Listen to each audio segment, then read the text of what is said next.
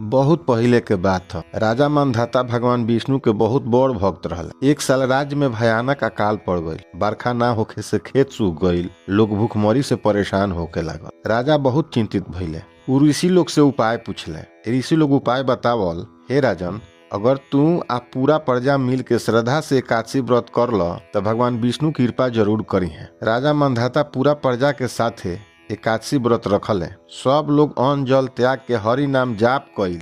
रात भर जाग के भजन कीर्तन भइल। सुबह होते ही आकाश में करिया करिया बदरी घेर लेलस। जोर जोर से बरखा शुरू हो गई। सूखल धरती फिर से हरा भरा हो गई। किसान के खेत लहलहा उठल। वही घड़ी भगवान विष्णु प्रकट भइनी आ कहनी, एकादशी हमार सबसे प्रिय दिन है। जे श्रद्धा से एकादशी व्रत करेला ओकर दुख दूर हो जाला आ जीवन पवित्र बन जाला।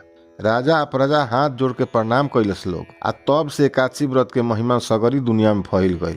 एकादशी व्रत खाली भूखे खातिर ना ह, ई आत्मा के शुद्धि खातिर ह। श्री विष्णु भगवान की जय।